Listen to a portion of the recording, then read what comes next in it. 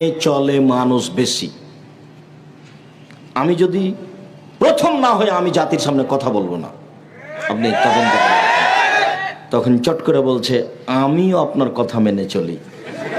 তো অনেক দিন থেকে ভাবছিলাম কোনোদিন দেখা হলে বলবো যে একটু নরম করে বললেও তো হয়। নরম করে বললে হবে না, বক্তব্যের গতি এটা নয়।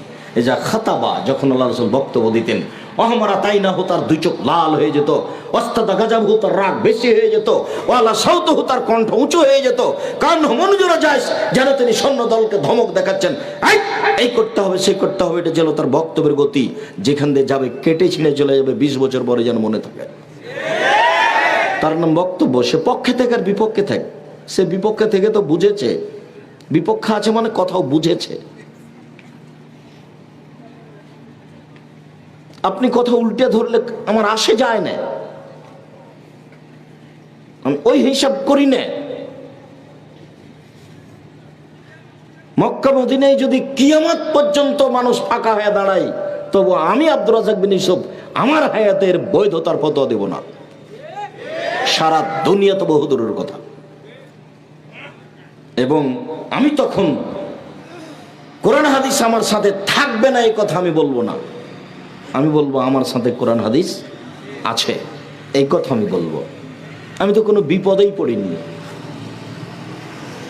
বিপদে পড়লেই ভুল পথে যাব এরকম অনুমোদন আছে কি না, বিপদেই পড়লাম না তার আগে শরীয়তের সাথে এত কিছু আচরণ। ধর্ম পাগল হয়ে গেছে। ধর্ম রাজশাহী চাঁপাইনবাবগঞ্জের হাওয়াই লাড্ডু, दोनों हाथ में लड्डू है जो चाहे उसको खा ले। धर्म पागल হয়ে গেছে। মোহাম্মদ সাল্লাল্লাহু আলাইহি সাল্লামের নীতি কি পরীক্ষা করে মানুষ ধর্ম দেখাচ্ছে।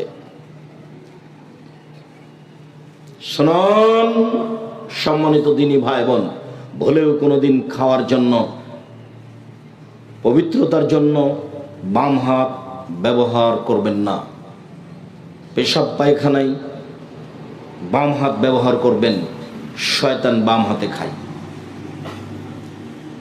সুন্দর করে ওযু হয়েছে, দোয়া পড়েছি, এইবার সালাত।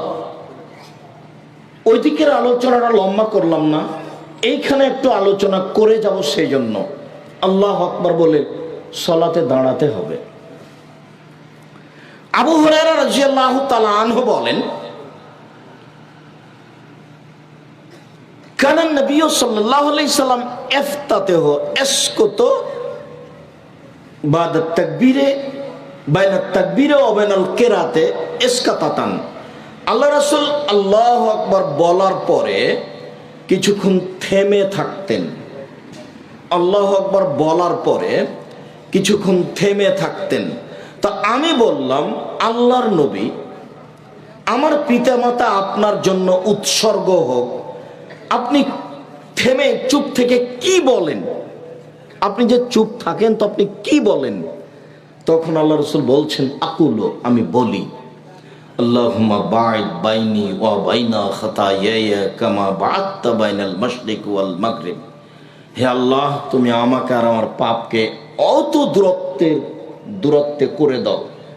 আমার মাঝে আর আমার পাপের মাঝে এত দূরত্ব করো, পূর্ব এবং পশ্চিম একটা থেকে আর একটা যত দূরত্বে রয়েছে, মানে পাপ যেন আমার ধারে কাছে না আসে। আল্লাহু নাক্কিনি মিনাল খাতায়া কামা ইয়ানাক্কাস সাবুল আবিজু মিনাদ দানাস। হে আল্লাহ, তুমি আমাকে আমার পাপকে ধুইয়ে দাও ময়লা থেকে, যেমন ভাবে সাদা কাপড়কে ময়লা থেকে ধুয়ে পরিষ্কার করা হয়। আল্লাহ মাগসিল খাতায়া বিল মাই ওয়াস সালজি ওয়াল বারাদ। হে আল্লাহ, তুমি আমার পাপ ধুইয়ে দাও ঠান্ডা পানি দিয়ে, তুষার দিয়ে, বরফ দিয়ে ধুয়ে পরিষ্কার করে দাও। এইটা একটা দোয়া পড়তে পারেন তাকবীরে তাহরিমার পরে। তাকবীরে তাহরিমার পূর্বে একটু কথা বলে রাখি। দাঁড়াবেন, দুই পায়ের মাঝে ফাঁকা রাখবেন, শরীরের ভারসাম্য বজায় রাখতে যতটুকু ফাঁকা রাখা লাগে। দুই পা জমা রাখলে ভারসাম্য রাখা যাবে না। আর মহিলা বৈঠকে চাঁপাইনবাবগঞ্জে বলা হয়েছে যে দুই পায়ের গোড়ালি জমা করে রাখতে হবে, কেননা দুই পা ফাঁকা থাকলে লজ্জাস্থানের যোগাযোগ মাটির সাথে হতে পারে, মাটি অভিশাপ করবে। আবার বৈঠকে বলা হয়েছে, বুবু তুমি যদি সালোয়ার কামিজ পরে থাকো ভালো কথা, আর যদি শাড়ি পরো তাহলে ল্যাঙ্গট পরতে হবে, অন্যথায় নামাজে দাঁড়ালে লজ্জাস্থানের যোগাযোগ মাটির সাথে হবে। বুবু মিথ্যা কথা বলেছে, ধর্মের নামে একটা অহেতুক নোংরা কথা বলেছে। এত কাপড়ের ব্যবস্থা ছিল না, আর এখানে শিরকি নোংরা কথা কেন? ভুলেও নয়, কখনো নয়। আল্লাহু আকবার বলে সালাতে দাঁড়াবেন, অজু সুন্দর করে করে আসবেন। ওখানে আর একটা কথা রেখে চলে এসেছি, প্রত্যেকটা অঙ্গকে 3 বার করে ধর নাম সুন্দর অজু, 3 বার পানি দেওয়া নয়। কবজি পর্যন্ত একবার ধুইতে গিয়ে 10 বার পানি লাগুক।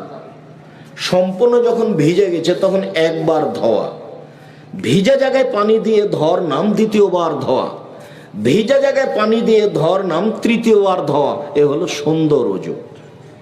কথা বুঝাতে পারিনি? রাসূল সাল্লাল্লাহু আলাইহি সাল্লাম বলেছেন, কেউ যদি সুন্দর করে অজু করে তারপরে 2 রাকাত সালাত আদায় করে, মনে মনে কথা না বলে, ওয়াজাবাত লাহুল জান্নাহ, সে জান্নাতে যাবেই। জরুরি, জান্নাত তার জন্য জরুরি। সুন্দর করে অজু করলেন, এ হলো সুন্দর অজু। আল্লাহু আকবার বলার পূর্বে কোনো দোয়া পড়বেন না, অজু করার পরে যে দোয়া পড়েছেন সেটাই। আল্লাহু আকবার বলার পূর্বে বিসমিল্লাহ বলবেন না। আল্লাহু আকবার এটা খুব পাওয়ারফুল শব্দ, খুব ক্ষমতাধর। আল্লাহু আকবার, এর পূর্বে বিসমিল্লাহির রহমানির রহিম, আল্লাহু আকবার জিনা। অজু করার সময় বিসমিল্লাহ বলবেন। যদি অজুর সময় বিসমিল্লাহ না বলেন তাহলে অজু হবে না, এই কথা রাসূল সাল্লাল্লাহু আলাইহি সাল্লাম বলেন। অজু করার পরে মহিলাদের মাথা থেকে কাপড় পড়ে গেলে অজু ভেঙে যাবে, কথা মিথ্যে। অজু করার পরে নখ কাটলে অজু ভেঙে যাবে, কথা মিথ্যে। অজু করার পরে বাচ্চাকে দুধ খাওয়ালে অজু ভেঙে যাবে, কথা মিথ্যে। অজু করার পরে কুকুর ছুঁয়ে নিলে অজু ভেঙে যাবে, কথা মিথ্যে। অজু করার পরে অজু ভেঙে যায় না। কি করলে অজু ভাঙে? পেশাব করলে, কি করলে পায়খানা করলে, কি করলে বায়ু আসলে, কি করলে ঘুমিয়ে গেলে, কি করলে উটের গোস্ত খেলে। এছাড়া ঘেরা গোসলখানায় পরনে কাপড় নেই, খালি গায়ে গোসল করছেন, এরপর অজু ভেঙে যাবে না। লজ্জা স্থানে যদি হাত পড়ে অজু করা, গোসল করার সময়, তাহলে কি অজু ভাঙবে না? জিনা ভাঙবে না, পুরুষ নারীর কারও ভাঙবে না। কেউ যদি উত্তেজিত অবস্থায়, জন উত্তেজিত অবস্থায় পুরুষ বা নারী যদি এই বিশেষ অঙ্গে হাত লাগায় তাহলে অজু ভেঙে যাবে। তাছাড়া অজু ভাঙবে না, স্বাভাবিক গোসলে অজু ভাঙবে না। একাধিক সহিহ হাদিস আমরা সময়ে পেশ করেছি। অজুর ব্যাপারে গুরুত্বপূর্ণ কথা থেকে গেল। আল্লাহু আকবার বলে সালাত আরম্ভ করবেন, তবে হাত উঠাবেন কাঁধ পর্যন্ত। কিছু হাদিসে এসেছে কাঁধ সামনাসামনি, কিছু হাদিসে এসেছে কানের লতি সামনাসামনি, কিছু হাদিসে এসেছে কান সামনাসামনি। তাহলে কান সামনাসামনি, কানের লতি সামনাসামনি, কাঁধ সামনাসামনি। সবচেয়ে উপরে গেল কান, তারপরে কানের লতি একটু নেমে আসলো, তারপরে কাঁধ সামনাসামনি আর একটু নামলো। আল্লাহু আকবার বলে এরকম করবেন না, আল্লাহু আকবার, আল্লাহু আকবার, এরকম করবেন না। বুঝাতে পারিনি? এই মাপে সুন্দর করে হাত উঠাবেন, আল্লাহু আকবার। তারপরে বুখারী মুসলিমের হাদিস, কানাস ইউমারুনা আইয়াজার রাজুলু এদাহুল ইমনা আলা জিরাহিল ইসরা। বলা হতো যে, রাসূলের যুগে বলা হতো যে মানুষ ডান হাত বাম হাতের বাহুর উপরে রাখবে, ডান হাত বাম হাতের বাহুর উপরে রাখবে। এবার ধরেন নাভির নিচে যেতে পারবে না। 3টি সহিহ হাদিস বুকের উপরে রাখা, কবজির উপরে কবজি, 4টি জয়ীফ হাদিস নাভির নিচে রাখা, নাভির নিচে রাখার কোনো হাদিস গ্রহণীয় নেই। বুকের ওপরে রাখবেন, হাদিস সহি। তারপরে এই সানা পড়বেন, তারপরে আপনি বলবেন আউযু বিল্লাহি মিনাশ শাইতানির রাজিম, মারদুদ বিতাড়িত শয়তান থেকে পরিত্রাণ চাচ্ছি, বিসমিল্লাহির রহমানির রহিম, পরম দয়াতা দয়ালুর নামে আরম্ভ করছি। আউযুবিল্লাহ বিসমিল্লাহর এখানে জরুরি কথা যে যদি কোরআন মাজিদের আয়াত আরম্ভ করেন তাহলে আউযুবিল্লাহ, আর যদি আয়াত বলতে কোরআন মাজিদের প্রথমে হয়, শুরুতে হয়, তাহলে আগে আউযুবিল্লাহ তারপর বিসমিল্লাহ। আবার ভালো করে মনে করবেন, প্রথমে শুরু করলেন আউযুবিল্লাহ বিসমিল্লাহ বলে সূরা ফাতিহা, তো এখন আউযুবিল্লাহ বিসমিল্লাহ দুটাই বলতে হবে। এখন আরেকটা সূরা শুরু করলেন সূরা ইখলাস, এখন বিসমিল্লাহ বলতে হবে। কিন্তু আরেকটা সূরার প্রথম থেকে শুরু না করে মধ্যে থেকে শুরু করলেন, তখন কি বিসমিল্লাহ বলবেন? জি না, সূরার মধ্যে শুরু করলে বিসমিল্লাহ বলা হবে না। মধ্যে শুরু করলে বাস সূরা ফাতিহা শেষ হয়ে গেল, ওখানে চলে যাব। আলহামদুলিল্লাহি রাব্বিল আলামিন, বিশ্বজগতের প্রতিপালকের প্রশংসা। আর রহমানুর রাহিম, তিনি হচ্ছেন পরম দাতা দয়ালু। মালিক ইয়াউমিদ্দিন, তিনি হচ্ছেন বিচার দিনের মালিক। ইয়াকা না'বুদু, একমাত্র তোমার ইবাদত করি। ওয়া ইয়াকা নাস্তাঈন, একমাত্র তোমার নিকটে সাহায্য চাই। ইহদিনাস সিরাতাল মুস্তাকিম, তুমি আমাকে সোজা সঠিক পথ দেখাও। সিরাতাল্লাযীনা আন'আমতা আলাইহিম, ওই পথ দেখাবে যেই পথের উপরে তুমি দয়া করেছো। ওদের পথ তুমি দেখাও যাদের প্রতি অনুগ্রহ করেছো। গায়রিল মাগযুবি আলাইহিম ওয়ালাদ-দাল্লিন, ওদের পথ দেখায়ও না যারা ভ্রান্ত। যাদের প্রতি তুমি অভিশাপ করেছো ওদের পথ তুমি দেখায়ও না। আমিন। এই দীর্ঘ সময় ধরে তোমার দরবারে যে প্রার্থনা করলাম, এই প্রার্থনা তুমি কবুল করো। সম্মানিত দিনী ভাই বোন, আপনাদের সাথে এখানে এই সূরা ফাতিহার সূচনাতে আরেকটি কথা থেকে যাচ্ছে যে আপনাদের সামনে আমি একটা সানা পড়ে দেখালাম, একটা, আল্লাহুম্মা বাঈদ বাইনি ওয়া বাইনা খাতায়ায়া। তবে আয়েশা রাদিয়াল্লাহু তাআলা আনহা থেকে আরেকটা সানা আছে হাদিস সহিহ, সেটা হলো এই সুবহানাকা আল্লাহুম্মা ওয়া বিহামদিকা ওয়া তাবারাকা ইসমুকা ওয়া তাআলা জাদ্দুকা ওয়া লা ইলাহা গায়রুকা। সুবহানাকা আল্লাহুম্মা রাব্বানা ওয়া বিহামদিকা, হে আল্লাহ তোমার প্রশংসা সহকারে তোমার পবিত্রতা বর্ণনা করছি। ওয়া তাবারাকা ইসমুকা, তোমার নাম মঙ্গলময় হোক। ওয়া তাআলা জাদ্দুকা, তোমার মর্যাদা উঁচু হোক। লা ইলাহা গায়রুকা, তুমি ছাড়া কোনো মাবুদ নেই। এইটি আপনি, এই দুরূদ দুইটি আপনি 5 ওয়াক্ত সালাতে, নফল সালাতে পড়তে পারেন। তবে যদি রাতে উঠে সালাত আরম্ভ করেন তখনকার সানা একটু ভিন্ন। মুখস্থ করতে না পারলেও তো চেষ্টা তো করতে হবে। তো ওখানে দুটা সানা বলে আবার এখানে ফিরে আসছি।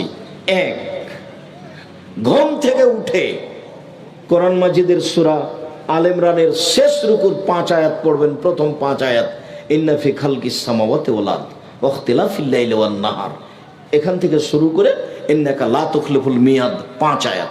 এরপরে আপনি বলবেন আশহাদু আল্লা ইলাহা ইল্লাল্লাহু ওয়াহদাহু লা শারীকা লাহু লাহুল মুলকু ওয়া লাহুল হামদু ওয়া হুয়া আলা কুল্লি শাইইন কাদির ওয়া সুবহানাল্লাহি ওয়া আলহামদুলিল্লাহি ওয়া লা ইলাহা ইল্লাল্লাহু আল্লাহু আকবার ওয়া লা হাওলা ওয়া লা কুওয়াতা ইল্লা বিল্লাহ রব্বিগফিরলি। লা ইলাহা ইল্লাল্লাহু ওয়াহদাহু লা শারীকা লাহু, আল্লাহ ছাড়া কোনো মাবুদ নাই, তার কোনো শরীক নাই। লাহুল মুলক, রাজত্ব তার। লাহুল হামদ, প্রশংসা তার। লা ইলাহা ইল্লাল্লাহু ওয়াহদাহু লা শারীকা লাহু লাহুল মুলক ওয়া লাহুল হামদ ওয়া হুয়া আলা কুল্লি শাইইন কাদির, তিনি সর্বশক্তিমান। ওয়া সুবহানাল্লাহি ওয়া আলহামদুলিল্লাহ, আল্লাহর পবিত্রতা বর্ণনা করি। আলহামদুলিল্লাহ, প্রশংসা আল্লাহর। ওয়া লা ইলাহা ইল্লাল্লাহ, আল্লাহ ছাড়া কোনো মাবুদ নাই। আল্লাহু আকবার, তিনি মহান। লা হাওলা ওয়ালা কুওয়াতা ইল্লা বিল্লাহ, বাহ্যিকভাবে এবং আন্তরিকভাবে নড়াচড়া করার কোনো শক্তি নেই, এইটুকু যদি আপনি বলেন, তারপরে রাসূল সাল্লাল্লাহু আলাইহি ওয়াসাল্লাম বলছেন এই যা দাউস্তুজিবা, এখন যা বলবে সেটাই কবুল করা হবে, যা বলবে সেটাই কবুল করা হবে। ওয়াইন তাওয়াদ্দা, এখন যদি ওযু করে, অসাল্লা, যদি সালাত আদায় করে, কবিলাত সালাতুহু, তাহলে তার সালাত কবুল করা হবে। তাহলে ঘুম থেকে উঠে যদি এই দোয়া পড়েন, লা ইলাহা ইল্লাল্লাহু ওয়াহদাহু লা শারীকা লাহু লাহুল মুলকু ওয়া লাহুল হামদু ওয়া হুয়া আলা কুল্লি শাইইন কাদির ওয়া সুবহানাল্লাহি ওয়া আলহামদুলিল্লাহি ওয়া লা ইলাহা ইল্লাল্লাহু আল্লাহু আকবার ওয়া লা হাওলা ওয়া লা কুওয়াতা ইল্লা বিল্লাহ। আরেকটু কথা এখানে থেকে যাচ্ছে যে এই দোয়া পড়ে যা বলবেন সেটাই কবুল হবে। তার আরেকটু শর্ত হচ্ছে ওযু করে শুইতে হবে। বুঝাতে পারিনি কথা? ওযু করে শুইতে হবে। শোয়ার ব্যাপারে কেবলার দিকে পা করা যাবে না, এটা কিন্তু বিধান নয়, বরং কেবলার দিকে পা করেছেন, এটাই ভালো। কেন কেন মানুষ মনে করলো যে কেবলার দিকে পা করা যাবে না, অথচ শোয়ার ব্যাপারে বিধান হলো ডান কাত বাম কাত, শুইবে ডান কাতে, এটা বিধান। কেবলা হলো পেশাব পায়খানার ব্যাপারে, পেশাব পায়খানা করতে পাবে না কেবলার দিকে মুখ করে, কিন্তু কেবলার দিকে পা করে শোয়া যাবে না এই কথা মিথ্যে। অতএব এটা উল্টা ভাবে ধরতে হবে, কেবলার দিকে পা করে শোন, তাহলে বাড়ির সবাই জেনে নেক যে না, কেবলার দিকে পা করাতে কোনো সমস্যা নেই। ডান কাতে শুইবেন, গালের নিচে এইভাবে হাতটা রেখে আল্লাহুম্মা বিসমি কামতু আহিয়া, ঠিক আছে।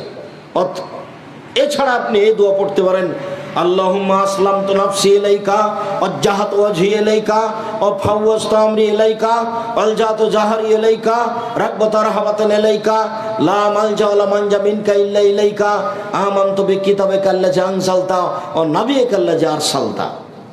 বুখারী মুসলিম। রাসূল সাল্লাল্লাহু আলাইহি ওয়াসাল্লাম এই দোয়া পড়ে নিয়মিত ঘুমাতেন। ওযু করে এই দোয়া পড়ে ঘুমিয়ে যাবেন, তারপরে উঠে এই দোয়া পড়বেন। এখন যা প্রয়োজন সেটা বলতে পারেন এখন যে নদাপাড়ায় একটা জমির ব্যবস্থা করে দাও, বলতে পারেন যে একটা ভ্যানের ব্যবস্থা করে দাও, বলতে পারেন যে আমার ব্যবসায় এখন বরকত দাও। এছাড়া আপনি বলতে পারেন ঘুম থেকে উঠে আল্লাহুম্মা লাকাল হামদু, হে আল্লাহ তোমার প্রশংসা, আনতা কাইয়ুমুস সামাওয়াতি ওয়াল আরদি ওয়া মান ফিহিন্না, তুমি আকাশ জমিন এবং এর মধ্যে যা কিছু আছে সবকিছুর প্রতিষ্ঠাতা। ওয়ালাকাল হামদু আনতা নূরুস সামাওয়াতি ওয়াল আরদি, প্রশংসা তোমার, তুমি আকাশ জমিন এবং এর মধ্যে যা কিছু আছে তার আলো। ওয়ালাকাল হামদু আনতা মালিকুস সামাওয়াতি ওয়াল আরদি ওয়া মান ফিহিন্না, তুমি আকাশ জমিন এবং এর মধ্যে যা কিছু আছে তার মালিক।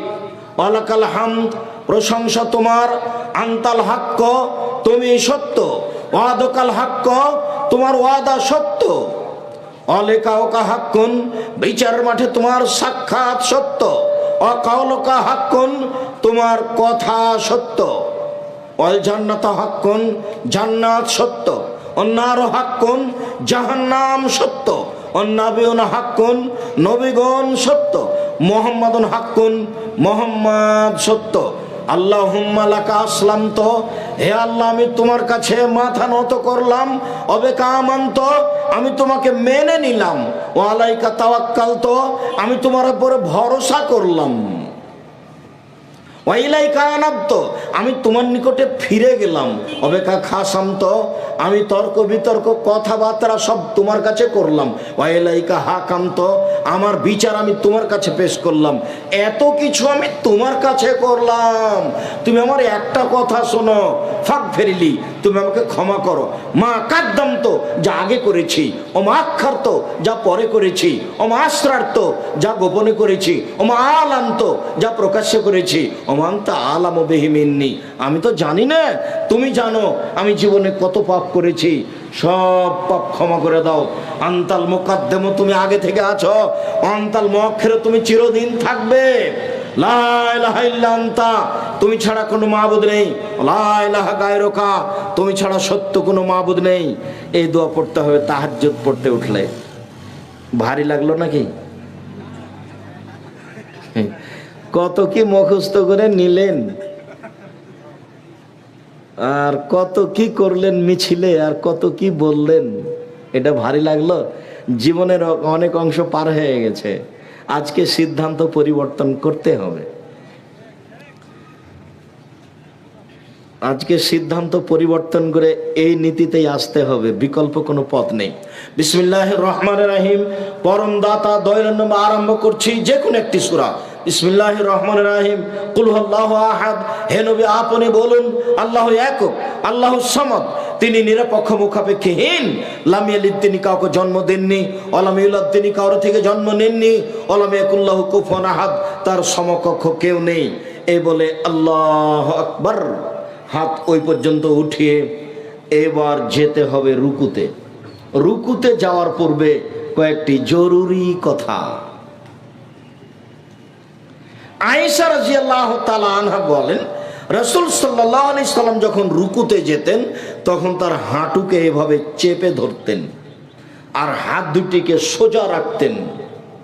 ওলা ইসাব্বিহু রাসাহু, মাথা নিচু না করতেন না উঁচু করতেন, মাথা না নিচু করতেন না মাথা উঁচু করতেন, একবারে পিঠ সোজা করে রাখতেন। একাধিক সহিহ হাদিস, পিঠটা এভাবে বাঁকা করে রাখবেন না। রুকু সিজদা ভুল হলে কিন্তু সালাত কবুল হবে না। তিনটে জায়গায় ত্রুটি থাকলে সালাত কবুল হবে না। 1 ওযু, 2 রুকু, 3 সিজদা। সালাত এমন একটি ইবাদত যার উপরে নির্ভর করে অন্যান্য ইবাদত। সালাত এমন একটি ইবাদত যার উপরে নির্ভর করে অন্যান্য ইবাদত। কোমর থেকে সামনের ওজন হাতের উপরে রেখে দিয়ে আপনি বলবেন সুবহান রাব্বিয়াল আযীম, উঁচু আল্লাহর পবিত্রতা বর্ণনা করছি। নইলে আপনি বলবেন সুবহানাকা আল্লাহুম্মা রাব্বানা ওয়া বিহামদিকা আল্লাহুম্মা ইগফিরলি, হে আল্লাহ তোমার প্রশংসা সহকারে পবিত্রতা বর্ণনা করছি, তুমি আমাকে ক্ষমা করো। নইলে আপনি বলবেন সুবহুন কুদ্দুসুন রব্বুল মালাইকাতুর রূহ, তুমি পাক, তুমি পবিত্র, তুমি ফেরেশতার প্রতিপালক, তুমি জিবরাইলের প্রতিপালক। নইলে আপনি বলবেন সুবহানা যিল জাবরুতি ওয়াল মালাকুতি ওয়াল কিবরি ওয়াল আজমাত। নইলে আপনি সুবহান রাব্বিয়াল আযীম বলতে থাকবেন, বলতে থাকবেন, বলতে থাকবেন। 3 বারের হাদিস ঠিক নয়, 10 বারের হাদিস ঠিক নয়, 5 বারের হাদিস ঠিক নয়, যে যা পারে। মনে থাকবে না মনে হয়? যে যা পারে বেশি বেশি বলার চেষ্টা করবেন। সাহাবী বলছেন আল্লাহর নবী রুকুতে থেকে গেলেন সূরা বাকারা পড়ার সমান। সূরা বাকারা 2.5 পারা, মানে হিসাব নিকাশের বাইরে চলে গেল। মানুষই তো করেন, আমি আর আপনি চেষ্টা করলে পারবো, চেষ্টাই করি না, সাহসই করি না, তাহলে কি হবে? এটাও তো একটা গুরুত্বপূর্ণ ইবাদত। রুকুতে এগুলি বলছি। এবার সামি আল্লাহু লিমান হামিদা, একবার সোজা হয়ে দাঁড়াবেন। আল্লাহ ওই লোকের প্রশংসা শুনলো যে তার প্রশংসা করলো। মিলাস সামাতে, আকাশ পরিমাণ প্রশংসা। মিলাল আরদ, জমিন পরিমাণ প্রশংসা। মিলামা বাইনাহুমা, আকাশ জমিনের মধ্যে যে ফাঁকা আছে এই পরিমাণ প্রশংসা। মিলামা শেতামিন শাইন বাদ, এরপরে তুমি যত চাও তত তোমার প্রশংসা। এইগুলি বলে আপনি সিজদায় যাবেন। এই ছেলে, এইগুলি বলে আপনি সিজদায় যাবেন। সিজদায় অনেক দোয়া, সুবহান রাব্বিয়াল আলা, এছাড়া দোয়ার বই থেকে অনেক দোয়া মুখস্থ করে নেবেন। অন্যথায় কোরআনের আয়াত ব্যতীত যত হাদিসের দোয়া মুখস্থ আছে সব বলবেন। যদি ঋণ কর্জ থাকে তাহলে বলবেন আল্লাহ মাগফি নিবে হালালে কান হারামেক অগ্নি নিবে ফাদলে কামান সেওয়াকা। আর যদি খুব পাপ ক্ষমা চাচ্ছেন তাহলে বলবেন আল্লাহ ইন্নাকা আফুবুন তুহিব্বুল আফওয়া ফাফু আন্নি, হে আল্লাহ তুমি ক্ষমাশীল, ক্ষমাকে ভালোবাসো, আমাকে ক্ষমা করো। আর যদি মনে করেন যে আমি কত কি চাচ্ছি ঠিক বলতে পারি না, অনেক কিছু চাই, বাড়ি ঘর জমি জায়গা চাই, তাহলে আপনি বলবেন আল্লাহুম্মা রাব্বানা আতিনা ফিদ দুনিয়া হাসানাতাও ওয়া ফিল আখিরাতি হাসানাতাও ওয়া কিনা আযাবান নার, যখন আপনি এই আয়াতের সাথে আল্লাহুম্মা লাগিয়ে দিবেন তখন এটা আর কোরআন মাজিদের আয়াত থাকবে না। কোরআন মাজিদের আয়াত রুকু সিজদায় পড়া নিষেধ, কিন্তু যখন আপনি এভাবে বলবেন আল্লাহুম্মা রব্বানা আতিনা ফিদ দুনিয়া হাসনাতাও ওয়া ফিল আখিরাতি হাসনাতাও ওয়া কিনা আযাবান্নার, হে আল্লাহ তুমি আমাকে ইহকালে কল্যাণ দাও, পরকালে কল্যাণ দাও, তুমি আমাকে জাহান্নাম থেকে বাঁচাও, তখন এটা হাদিসের দোয়া হয়ে যাবে। আপনি সিজদায় এই দোয়া পড়তে পারেন। সিজদায় বেশি বেশি দোয়া কবুল হয়। রাসূল সাল্লাল্লাহু আলাইহি সাল্লাম বলেছেন সিজদা হচ্ছে দোয়া কবুলের জন্য উপযুক্ত জায়গা।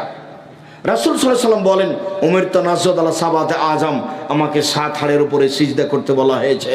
নাক কপাল 1, 2 হাত 3, 2 হাঁটু 5, 2 পায়ের বৃদ্ধাঙ্গুল, এ হলো 7 হাড়ের উপরে সিজদা করতে বলা হয়েছে। নাক কপাল একবারে আগিয়ে রাখবেন যাতে করে আপনার এই শরীরটা লম্বা হয়, আর পাগুলি জমা করে রাখবেন, 2 পায়ের মাঝে ফাঁকা রাখবেন না, হাতগুলিকে কানের পাশে রাখবেন, নইলে কাঁধ সামনাসামনি রাখবেন, উঠিয়ে রাখবেন। রাসূল সাল্লাল্লাহু আলাইহি সাল্লাম বলেছেন কুকুর যেভাবে হাত মাটির উপরে বিছিয়ে দেয় তোমরা এইভাবে হাত মাটির উপরে বিছিয়ে দিও না, কোনোইকে উঁচু করে রাখো, নারী পুরুষ সবাই কোনোই উঁচু করে রাখবে। আপনি বলবেন সুবহান রাব্বিয়াল আলা, আরও অনেক দোয়া। এরপরে আপনি উঠে আসেন আল্লাহুম্মা গফিরলি ওয়ারহামনি ওয়াহদিনি ওয়াফিনি ওয়ারজুকনি, হে আল্লাহ তুমি আমাকে খেতে দাও, আমাকে রুজি দাও, আমাকে বরকত দাও, আমাকে বেকায়দায় ফেলো না। এরপরে আপনি আবার সিজদায় যাবেন, দোয়া পড়বেন, যত দোয়া আপনার মুখস্থ আছে কোরআন মাজিদের আয়াত ব্যতীত। এরপরে উঠে আসেন, এ হলো 1 রাকাত, এভাবে আর 1 রাকাত। এবার আপনি আত্তাহিয়াতের বৈঠকে বসেছেন, বাম হাতের আঙ্গুলগুলি জমা জমা করবেন, বাম পায়ের পাতার উপরে বসবেন, ডান হাত এই 2টি আঙ্গুল জমা করবেন, তৃতীয় আঙ্গুলের নখের উপরে বৃদ্ধ আঙ্গুলের পেটটা রেখে হাঁটুর উপরে রেখে দিবেন। এই আঙ্গুলটা অবিরাম নড়বে, এই আঙ্গুলটা অবিরাম নড়বে। আত্তাহিয়াতু লিল্লাহি ওয়াস সালাওয়াতু ওয়াত তাইয়্যিবাতু, সমস্ত ইবাদত আল্লাহর জন্য। আসসালামু আলাইনা ওয়া আলা ইবাদিল্লাহিস সালিহিন, শান্তি আমাদের উপরে, শান্তি সকল ভালো মানুষের উপরে। আশহাদু আল্লা ইলাহা ইল্লাল্লাহু ওয়াহদাহু লা শারীকা লাহু ওয়া আশহাদু আন্না মুহাম্মাদান আবদুহু ওয়া রাসূলুহু, আমি সাক্ষ্য দিচ্ছি আল্লাহ ছাড়া কোনো মাবুদ নেই, আমি সাক্ষ্য দিচ্ছি মুহাম্মদ সাল্লাল্লাহু আলাইহি সাল্লাম তার বান্দা এবং তার রাসূল। আল্লাহুম্মা সাল্লি আলা মুহাম্মাদি ওয়া আলা আলি মুহাম্মাদ কামা সাল্লাইতা আলা ইব্রাহিম ওয়া আলা আলি ইব্রাহিম ইন্নাকা হামিদুম মাজিদ, হে আল্লাহ তুমি মুহাম্মদ সাল্লাল্লাহু আলাইহি সাল্লাম ও তার বংশধরের প্রতি শান্তি অবতীর্ণ করো যেমনভাবে ইব্রাহিম আলাইহিস সালাম ও তার বংশধরের প্রতি শান্তি অবতীর্ণ করেছিলে। তুমি প্রশংসনীয়, তুমি জ্ঞানী। আল্লাহুম্মা বারিক আলা মুহাম্মাদি ওয়া আলা আলি মুহাম্মাদ কামা বারাকতা আলা ইব্রাহিম ওয়া আলা আলি ইব্রাহিম ইন্নাকা হামিদুম মাজিদ, হে আল্লাহ তুমি মুহাম্মদ সাল্লাল্লাহু আলাইহি সাল্লাম ও তার বংশধর প্রতি বরকত নাজিল করো যেমনভাবে ইব্রাহিম আলাইহিস সালাম ও তার বংশধর প্রতি বরকত নাজিল করেছিলে। তুমি প্রশংসনীয়, তুমি জ্ঞানী। আল্লাহুম্মা ইন্নী যালামতু নাফসি যুলমান কাসীরা, হে আল্লাহ জীবনে খুব পাপ করেছি, ফাগফিরলি তুমি আমাকে ক্ষমা করো। মাগফিরাতাম মিন ইনদিক, ক্ষমা একমাত্র তোমার পক্ষ থেকে হয়ে থাকে। ওয়ারহামনি, তুমি আমার উপর দয়া করো। ইন্নাকা আনতাল গাফুর রহিম, তুমি যে দয়াশীল, তুমি যে ক্ষমাশীল, তুমি যদি দয়া না করো, তুমি যদি ক্ষমা না করো, কে আমার প্রতি দয়া করবে, ক্ষমা করবে? আল্লাহুম্মা নাউযু বিকা মিন আযাবি জাহান্নাম, হে আল্লাহ আমি তোমার কাছে জাহান্নাম থেকে বাঁচতে চাই। ওয়াউযু বিকা মিন আযাবিল কবর, আমি তোমার কাছে কবরের শাস্তি থেকে বাঁচতে চাই। ওয়াউযু বিকা মিন ফিতনাতিল মাসীহিদ দাজ্জাল, তোমার কাছে দাজ্জালের ফিতনা থেকে বাঁচতে চাই।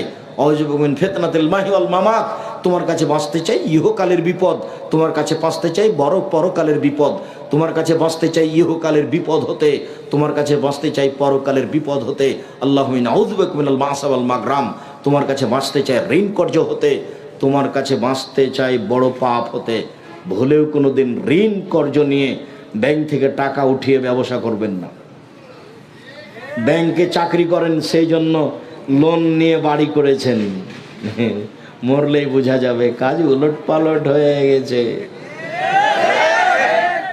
আল্লাহ রাসূল বললেন এ লোকের ঋণ আছে, জি, তা আমি গেলাম, তোমরাই জানাজা করো।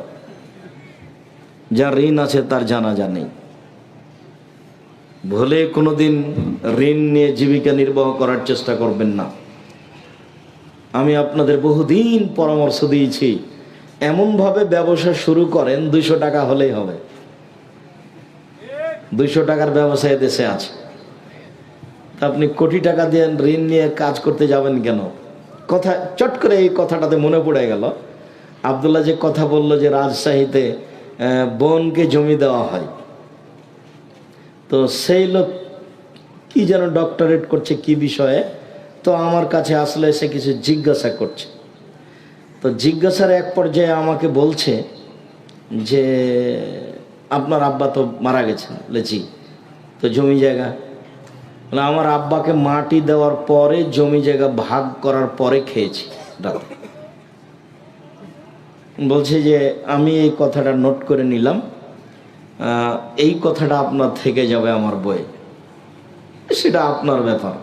আমার আব্বাকে মাটি দিয়ে এসে আগে জমি জায়গা ভাগ করে খাওয়া দাওয়া করেছি। যদি জমি জায়গার ভাগ আমরা নিই না, আমি তো কিছু চিনি, আমার ছোট ভাই জমি চিনি না। যেটুকু আমার আবার জমি, আমার বোনেরা ওদের স্বামীরাই জমি চাষ করে খায়, আমরা ওটা নিয়ে কোনোদিন খেয়াল করিনি, ওটা হিসাবও করি না, ওখানে কি হয় তা কোনোদিন জিজ্ঞাসাও করি না। তো আমি আপনাদের অনেক বলেছি অনেক সময় যে আপনার দাদা মারা গেছেন, তো আপনার বাপ জমি ভাগ পাবে সকালে আর আপনার ফুফু পাবে বিকালে, এরকম কি না? দুইজন একসাথে, দুইজন একসাথে, এটাই শরীয়ত। এবং এটাই ভাবতে হবে, কারো হক মেরে খেয়ে এই জীবিকা নির্বাহ করে কোনো সফলতা আসবে না। জীবিকা নির্বাহের উপরে খুব সতর্ক হয়ে যান। এইসব জীবিকা নির্বাহের প্রয়োজন নাই, যাতে অবৈধ উপার্জন আছে। মধ্যখানে আরেকটা জরুরি কথা থেকে গেল, জীবনে একটা কাজ কোনো সময় আপোষ করবেন না, সেটা হলো সলাত, নামাজ। একটু পরে পড়বো এই কথা জীবনে কোনো দিন বলবেন না। 2, হালাল রুজি জীবন বাজি রেখে হলেও করতে হবে। 3, কোরআন মাজিদ তেলাওয়াত করা। 4, দোকানপাটে বসে গল্প জমাবেন না। এই 4টা কথা মনে রাখবেন। আমি সলাতের শেষের দিকে আসছি, তবে আপনাকে আমি জরুরি অনুরোধ করে সলাতের সাথে সাথে এই 4টা কথা মনে রাখার জন্য অনুরোধ জানাচ্ছি। 1, 5 ওয়াক্ত সলাতের সাথে কোনো সময় আপোষ করবেন না, ছেলে মেয়ে বউ বেটি সবাই। 2, হালাল রুজি। 3, কোরআন তেলাওয়াত। 4, দোকানপাটে বসে গল্প। দোকান বসবেন, ওখানে টিভি চলছে, জীবনটা একেবারে 16 আনায় মিছে। আর ছেলে মেয়েকে এত মোবাইল ব্যবহার করতে দিবেন না, এগুলো সব বন্ধ করতে হবে। সমাজের জাতির ছেলে মেয়ের চরিত্র আপনার সহযোগিতায় ধ্বংস হয়ে যাচ্ছে, এটা আপনাকে খুব ভালোভাবে খেয়াল করতে হবে আহাল পরিবারের ওপরে। আর মুসলিম বোন, আমি আপনাকে অনুরোধ জানিয়ে বলছি, আপনি গভীর রাত মনে করে হয়তো বা কষ্ট পাচ্ছেন বা চলে গেছেন, আপনার জন্য জান্নাতের সব দরজা খোলা। এদিকে দেখেন 4টা কাজ করতে পারলে, 1, 5 ওয়াক্ত সালাত আদায় করবেন। 2, রমজান মাসে সিয়াম পালন করবেন। 3, স্বামীকে মেনে চলবেন, তিতা লাগলেও মিঠা লাগলেও। স্বামীকে মেনে চলতে হবে, এই কথাই ঠিক, তিতা লাগলেও মিঠা লাগলেও। 4, জেনায় লিপ্ত হবেন না। যদি কোনো দিন দুর্ঘটনা হয়ে গিয়েও থাকে তাহলে তওবা করেন, ভালো পথ ফিরে আসতে পারবেন, ভালো পথে ফিরে আসতে পারবেন ইনশাআল্লাহ। 4টা কাজ থেকে বিরত থাকেন, 4টা কাজ করেন, জান্নাতের সব দরজা খোলা। 1, 5 ওয়াক্ত সালাত আদায় করবেন। 2, রমজান মাসের সিয়াম পালন করবেন। 3, স্বামীকে মেনে চলবেন, তিতা লাগলেও মিঠা লাগলেও। অনেক সময় স্বামীকে মেনে চলা যায় না, তার মুখের গালি, তার অকথ্য ভাষা অনেক কষ্ট দেয়, যার কারণে মনটা খুব কষ্ট পায়। 1 গ্লাস পানি চাইলে গ্লাসটা নিয়ে সামনে গিয়ে একবারে থেকনা দিয়ে রেখে দেওয়া হয়। সেটা যাই হোক, যেহেতু এর সাথে সংসার করছেন, কাজেই স্বামীকে মেনেই চলতে হবে, যতই খারাপ লাগুক। আমার আর আপনার কিছু করার নেই, রাসূল সাল্লাল্লাহু আলাইহি ওয়াসাল্লাম এভাবে বলেছেন। 4, জেনায় লিপ্ত হবেন না, জান্নাতের সব দরজা খোলা। আপনাকে আরও একটি অনুরোধ করে যাচ্ছি, জরুরি প্রয়োজন ছাড়া বাড়ির বাইরে যায়েন না। জরুরি প্রয়োজন ছাড়া বাড়ির বাইরে যায়েন না। বাড়ির বাইরে গিয়ে নিজের মান সম্মান রক্ষা করা যাবে না। কোনো মহিলা বাড়ির বাইরে গিয়ে তার মান সম্মান রক্ষা করতে পারে না। কোনো মহিলা পয়সা উপার্জন করে চাকরি বাকরি করে মান সম্মান রক্ষা করতে পারে না। যেদিন মোহাম্মদ সাল্লাল্লাহু আলাইহি সাল্লাম বিদায় হজের ভাষণে, ওই আরাফার মাঠে বিদায় হজের ভাষণে তিনি বললেন, পৃথিবীর মানুষ, হে পুরুষ মানুষ, তোমরা শুনে রাখো, তোমাদের আমি সতর্ক করছি মহিলাদের ব্যাপারে। পৃথিবীর মানুষ, আমি তোমাদেরকে সতর্ক করছি মহিলাদের ব্যাপারে। এক, তোমরা আল্লাহর সাথে ওয়াদা করে মহিলাদেরকে বাড়িতে নিয়ে এসেছ। দুই, তোমরা মোহর দিব বলে তাদেরকে হালাল করেছ। তিন, রুজির দায়িত্বে তোমরা। চার, কাপড়ের দায়িত্বে তোমরা, ভরণ পোষণের দায়িত্বে তোমরা। তাহলে স্বামী তার উপার্জনের জিম্মেদারি পালন করবে, এই কথাই ঠিক। আপনি উপার্জন করে সংসারের সমস্যা ঘটাবেন, এই সংসার সুখময় শান্তিপূর্ণ হতে পারে না। যেখানে গন্ডগোল আছে, হইচই আছে, মারামারি আছে, মুখ কথা কাটাকাটি আছে, সেটা সংসার নয়। আল্লাহ তাআলা বলছেন, আমি মহিলাদেরকে সৃষ্টি করেছি যাতে করে তাদের স্বামীরা তাদের কাছে শান্তি তৃপ্তি পায়। যদি আপনাদের দুইজনের মাঝে তর্ক বিতর্ক হয়, যদি সবসময় কথা কাটাকাটি হয়, তাহলে সেখানে শান্তি আছে কি আর তৃপ্তি আছে কি? কথায় কথায় যদি ঝগড়া হয়, তাহলে সেখানে শান্তি আছে কি আর তৃপ্তি আছে কি? নিজের ব্যক্তিত্বকে সবকে একেবারে মাটিতে মিশিয়ে দিয়ে নিজেকে মনে করেন আমার শান্তি তৃপ্তি আমার স্বামীর নিকটেই, আমি তার দুই পায়ের নিকটে সম্মান জানিয়ে তাকে মূল্যায়ন করে জীবিকা নির্বাহ করব। তাহলে আপনিও শান্তিতে থাকবেন, আপনার স্বামীও শান্তিতে থাকবে। এ কথাই ঠিক। আব্দুর রাজ্জাক সাহেবের কথাকে উপেক্ষা করে নারী জাতি 71 টিভিতে সফলতা আনতে পারে না, এটা অসম্ভব। আমি বহুদিন বলেছি, নারীদেরকে সৃষ্টি করা হয়েছে বাচ্চা প্রসবের জন্য এবং স্বামীকে শান্তি তৃপ্তি দেওয়ার জন্য। এটা আমি বলিনি, এসব টিভির আমি 5 পয়সা দাম দিই না। আপনি কি মনে করেন ও শতবার বললেও আমাকে হিসাব করে তাকে কথা বলতে হবে, এই কথা আমি কোনোদিন ভাবিনি। জাতির কলঙ্ক নারী হচ্ছে বেগম রোকেয়া, আমাকে নতুনভাবে বলতে হবে না। আমি সেদিনে বলে এসেছি, বেগম রোকেয়া কেমন নারী সেটা আপনাকে যদি জানতে হয়, তাহলে কেন হব অবরোধবাসিনী বই পড়তে হবে। মুসলিম নারীর প্রতি তার কত নোংরা কলম। অবরোধবাসিনী, তার একটা বই পাওয়া যাবে। কেন হব অবরোধবাসিনী? নারীকে সৃষ্টি করা হয়েছে শান্তি তৃপ্তির জন্য, একথা আমি বলিনি, একথা আল্লাহ বলেছেন। নারীকে সৃষ্টি করা হয়েছে বাচ্চা প্রসবের জন্য, একথা আমি বলিনি, একথা আল্লাহ বলছেন। আল্লাহ বলছেন, নিসাউকুম হারসুল লাকুম ফাতু হারসাকুম আন্না শি'তুম। পৃথিবীর মানুষ, তোমরা তোমাদের স্ত্রীর কাছে তোমাদের খেতে আসো। তোমাদের জমি, তোমাদের স্ত্রী তোমাদের জমি, তোমাদের স্ত্রী তোমাদের ক্ষেত। তোমরা তোমাদের জমিতে তোমাদের খেতে আসো তোমাদের ইচ্ছা মতো, যেভাবে তোমাদের ইচ্ছা হয় সেভাবে। সকালে কি, বিকালে কি, দুপুরে কি, ভরা পেটে কি, খালি পেটে কি, চন্দ্রগ্রহণ লাগলেই কি, সূর্যগ্রহণ লাগলেই কি আর না লাগলেই কি, সফরে বের হচ্ছেন না হচ্ছেন, কোনোটার সাথে সম্পর্ক নেই। এ কথা আল্লাহ তাআলা বলেন। এটা তোমার ক্ষেত, এটা তোমার জমি। জমিতে যেমন শস্য উৎপাদন হয়, স্ত্রীর মাধ্যমে সন্তান উৎপাদন হবে, এ কথা আল্লাহ তাআলা বলছেন। স্ত্রীকে সৃষ্টি করা হয়েছে সন্তান উৎপাদনের জন্য, স্ত্রীকে, মহিলাকে সৃষ্টি করা হয়েছে স্বামীকে শান্তি তৃপ্তি দেওয়ার জন্য। যারাই এই কথা উপেক্ষা করে সমাজে কিছু করতে চেয়েছে, তারা কোনোদিন মরা পর্যন্ত সফলতা আনতে পারবে না, বরং পরকাল হারাবে, জাহান্নামে যেতে হবে, জান্নাত হবে না। দিনরাত স্বামীর সাথে তর্ক বিতর্ক করে, ঘোরাঘুরি করে, গন্ডগোল করে জান্নাত লাভ করা যায় না। মরার আগে জান্নাত হারিয়ে গেছে। অনেক কষ্ট করে পয়সা উপার্জন করলেন, সংসারও করলেন ছেঁকড়া বেকড়া করে, কি করে, আর পরকালে জাহান্নাম যেতে হলো। তাহলে আপনি সফলতা কি করলেন? সম্মানিত দিনী বোন, আমি আপনাদের অনুরোধ জানাচ্ছি, জরুরি প্রয়োজন ছাড়া বাড়ির বাইরে যাবেন না। কেন আপনাকে হাটে যাওয়া প্রয়োজন হচ্ছে? কেন আপনার বাজারে যাওয়া প্রয়োজন হচ্ছে? আমাদের তো সংসার চলে, কই আমাদের তো কোনোদিন হাটে বাজারে যাওয়া প্রয়োজন হয়নি। আমি 97 সাল থেকে এখানে আছি, আমি নদাপাড়ায় কোনোদিন চায়ের স্টলে বসিনি, কোনো দোকানে বসা আমার প্রমাণ নেই।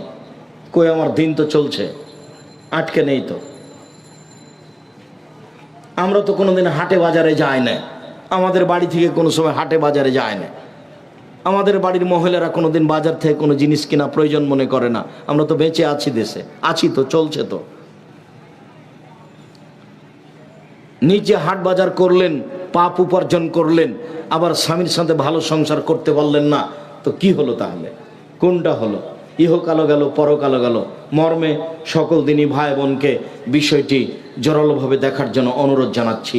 আর আপনাকে বলছি, আপনি মুখটা খারাপ করবেন না, কথায় কথায় স্ত্রীকে গালি দিয়েন না। শুধু 24 ঘন্টা মোবাইল যদি খোলা থাকে, তাহলে আমার মনে হয় যে শতকরা 30-40% খালি এইটাই ফতোয়া যে ও রাগ করে স্বামীকে তালাক, স্ত্রীকে তালাক দিয়েছে। এত তালাক দেওয়া লাগে কেন? খালি তালাক কেন? বউ উল্টা চলছে, একটু মারতে হবে। আল্লাহ মারার কথা বলছেন, নবী মারার কথা বলছেন, তা আপনি কেন বউ তালাক দিতে গেলেন? কথায় কথায় তালাক কেন? এত তালাক কেন? আপনি একটু সতর্ক হতে পারেন না? মুখটা বন্ধ রাখবেন, একটু ধৈর্যশীল হবেন। পুরুষ মানুষকে একটু ধৈর্যশীল হতে হবে, মহিলা মানুষ তো অত ধৈর্যশীল নয়। এ কথা আল্লাহ বলছেন, এ কথা নবী বলছেন। আপনি কেন মুখের উপরে তর্ক করেন? আপনি একটু ঠান্ডা হন, আপনি একটু ধীর মেজাজের হন। তার ছাড়া তো আপনার চলে না। রান্না তো তাকেই করা লাগে, আপনার কাপড় চোপড় তো তাকেই দেখা লাগে, আপনার বাসা বাড়ি ঘর তো তাকেই দেখা লাগে। তো তাকে মারেন কেন, গালি দেন কেন? সম্মানিত দিনী ভাই, অযথা স্ত্রীর উপরে রাগ করে গালি দিয়ে সংসারটাকে জাহান্নামে পরিণত করিয়েন না। শাদি জাহান্নাম भी है, শাদি জান্নাত भी है। বিবাহ জাহান্নামও বটে, বিবাহ জান্নাতও বটে। জোর করে স্বামী স্ত্রী মিলে এই সংসারটাকে জাহান্নামে পরিণত করিয়েন না।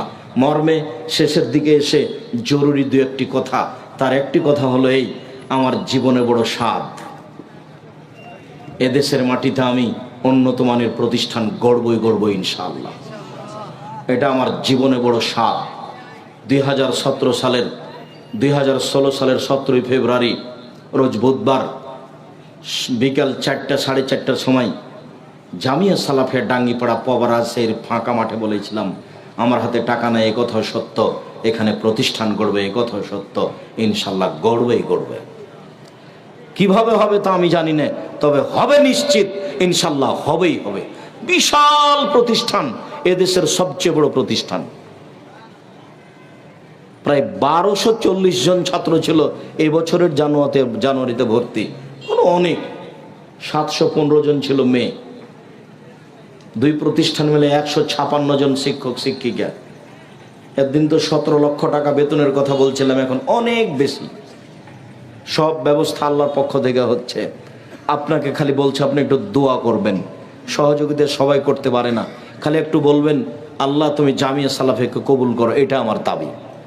আমার মনে বড় স্বাদ, এদেশের মাটিতে আমি উন্নত মানের প্রতিষ্ঠান গড়বই ইনশাআল্লাহ। 2013 সালের 24 আগস্ট রোজ মঙ্গলবার জামিয়া সালাফিয়া রূপগঞ্জ, নারায়ণগঞ্জ, ঢাকা, এই মাটিতে আমি বলেছিলাম আমার হাতে টাকা নেই, এ কথা সত্য, এখানে প্রতিষ্ঠান গড়বে, এ কথা সত্য, ইনশাআল্লাহ গড়বে। ওই প্রতিষ্ঠানে এখন 550 শতক জমিন কেনার সিদ্ধান্ত নিয়েছি। প্রায় 250 শতক কিনা হয়েই গেছে আলহামদুলিল্লাহ। বিশাল ভূখণ্ডের উপরে এই প্রতিষ্ঠান গড়বে ইনশাআল্লাহ, প্রায় 25-30 বিঘা। আমি আপনাদের কাছে দুয়ার ভিখারি। ওপরে যদি একটু নড়চড় হয়ে যায় তাহলে কিছু করা যাবে না, আর উপর যদি ঠিক থাকে তাহলে এগুলো সব সহজ ঠিক। এই জন্য আমার দাবি আন্তরিকভাবে, আপনি আমার দিনী ভাই, আপনি আমার দিনী বোন, একটু জামিয়া সালাফের জন্য দোয়া করবেন। জামিয়া সালাফের সাথে আরও যত প্রতিষ্ঠান রয়েছে, অনলাইন আল ইতেশাম টিভি রয়েছে, জামিয়া সালাফের সাথে আপনার এই মাসিক আল ইতেশাম পত্রিকা রয়েছে। যাওয়ার সময়তে কেউ খালি যাবেন না, 20-25-30 টাকা দিয়ে একটা পত্রিকা হাতে নিয়ে যাবেন। আর এই সলাতুর রসুল বনাম প্রচলিত সলাত, রাসূল সাল্লাল্লাহু আলাইহি সাল্লামের সলাত বনাম প্রচলিত সলাত।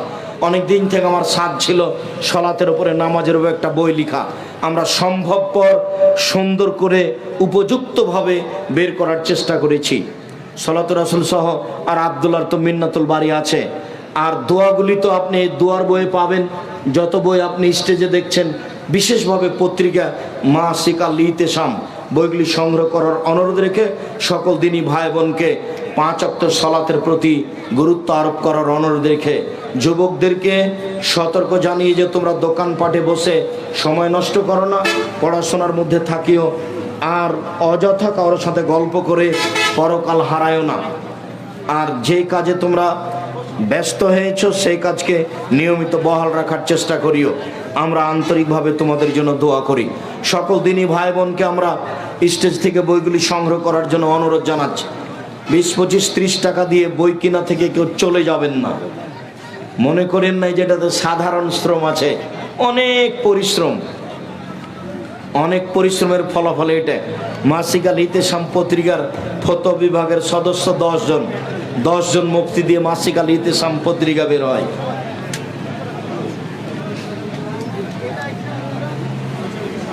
জিজ্ঞাসা, ভাস্কর্য ইস্যুতে তাওহীদি জনতার করণীয় কি?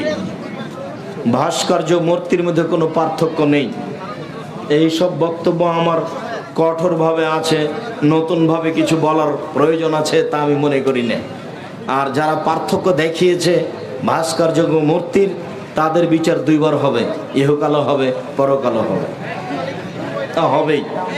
এসব জাতির সামনে মূর্খামি পেশ করার কোনো অর্থ আছে না। নূহ আলাইহিস সালামের যুগে যেই ভাস্কর্যগুলো করা হয়েছিল সব পরহেজগার মানুষের ছিল। এক ভাই বলেছেন, সবচাইতে বড় শিরক হলো আল্লাহর আইন ব্যতীত অন্য আইন প্রতিষ্ঠা থাকলে, অর্থাৎ মানব রচিত আইন থাকলে মানুষের অন্য ইবাদত কবুল হবে না। কথাটা ঠিক হয়নি, ওটা একটা মহাপাপ। আল্লাহর সাথে শিরক করা সবচেয়ে বড় পাপ। এটা শিরকের অন্তর্ভুক্ত কিনা এটাই অস্পষ্ট। কবরে গেলে সবচেয়ে বড় পাপ হয়, কবরের কাছে কিছু চাইলে বড় পাপ হয়, পীর সাহেবের কাছে বাচ্চা চাইলে বড় পাপ হয়, কবরে মানত মানলে বড় পাপ হয়। দিনী ভাই বোন সবাই বইগুলির প্রতি লক্ষ্য রাখবেন। আর মিন্নাতুল বারী হচ্ছে আব্দুল্লাহর লেখা, বুখারীর বাংলা ব্যাখ্যা ব্যতিক্রম। বুখারীর বাংলা ব্যাখ্যা মিন্নাতুল বারী। অন্যান্য যা বই আছে সবই দেখবেন। আর উপদেশ বই তো আছেই, যখন যে আলোচনা করি সেটা উপদেশ বইয়ে আছে। আজকের যে আলোচনা করছিলাম এটা উপদেশ বইয়ে আছে। ওস্তাজি, প্রশ্ন উত্তর পর্ব আছে। আচ্ছা, ইমাম যদি পীরের মুরিদ হয় তাহলে তার পিছে সালাত হবে কি? জি না, ইমাম পীরের মুরিদ হলে তার পিছনে সালাত হবে না, তার আকীদা ঠিক নেই। কেউ যদি নবীকে নূরের তৈরি নবী, গায়েব জানে, নবী হাজের নাজের, এমন আকীদা রাখলে তার পিছনে সালাত হবে? জি না। শায়েখ, আসসালামু আলাইকুম। আমার মেয়ের জন্মের 7ম দিনে আকিকা দিই এবং মাথার চুল মণ্ডন করি, তার কি আর চুল মণ্ডন বা ছাঁটাই করা যাবে? করতে পারেন, না করাই ভালো। সমস্যা হলে করতে পারেন। মেয়েদের আর চুল কাটার কথা দেখা যায় না, চাচার কথা দেখা যায় না, ছোট করার কথা আছে। রাসূল সাল্লাল্লাহু আলাইহি সাল্লামের বাবা মা কি জাহান্নামী নাকি জান্নাতি? রাসূল সাল্লাল্লাহু আলাইহি সাল্লাম জাহান্নামের কথাই বলেছেন। রাসূল সাল্লাল্লাহু আলাইহি সাল্লাম মায়ের জন্য সুপারিশ, ক্ষমা চাওয়ার অনুমতি চেয়েছিলেন, আল্লাহ ক্ষমা চাওয়ার অনুমতি দেননি। আর নিজের চাচা চোখের সামনে ওনাকে কালেমা পড়াতে পারেননি, ও জাহান্নামে যাবে। যে সামনে যিনি লালন পালন করেছেন, ঘরে রেখেছেন, বিপদে আপদে, তাকে জান্নাতে নিয়ে যাওয়া যাচ্ছে না? বাপ মা জান্নাতে যাবে না।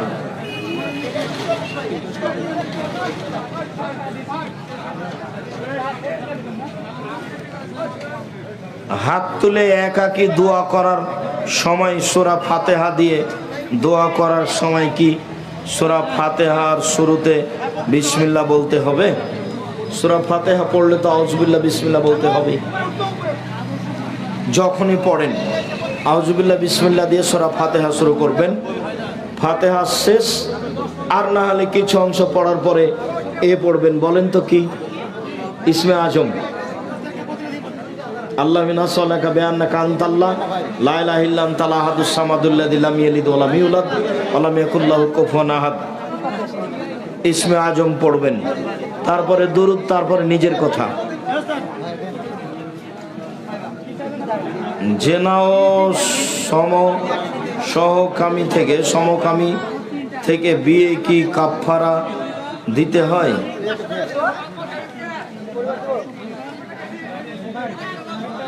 জেনা ও সমকামিতা থেকে ফিরে কাফারা নেই, এগুলো কাবিরা গুনাহ, তওবা করতে হবে। বিচার হলে হলো, বিচার না হলে তওবা। আল্লাহ ক্ষমা করতে পারেন, তিনি সর্বশক্তিমান, নিরাশার কিছু নেই। পুত্র সন্তান হলে গরু জবাই করে এলাকার জনগণকে খাওয়ার এমন মানত করা যাবে কি? মানত করলে দিতেই হবে, মানত করে কোনো লাভ নেই। তবে যদি মানত করে থাকেন তাহলে জবে করেন, তবে এটা আকিকা হিসাবে জবে করবেন না, আগের দিন করে নিয়েন সন্ধ্যার সময়।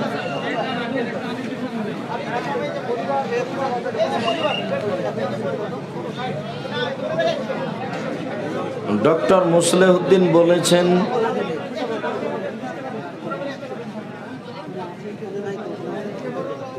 কি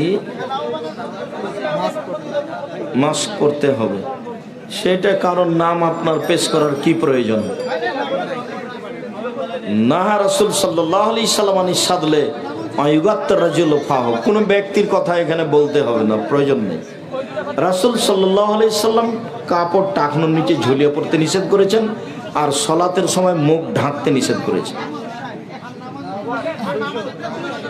জি, আর কে কি বলেছে ওটা আমার কারণ আগে থেকে আছে, যে নতুন ভাবে জানানোর কোনো প্রয়োজন নেই। আর আমি কারোর কথা হিসাব করে কথা বলতে হবে এটা কোনোদিন প্রয়োজন মনে করিনি। মানবতা সেবা ফাউন্ডেশন, আপনি একটু ঘোষণা করে দিতেন তাহলে তোমরা করেছো অনেক, জাযাকুমুল্লাহ খাইর, বারাকাল্লাহ। তো ঠিক আছে, শুকরিয়া।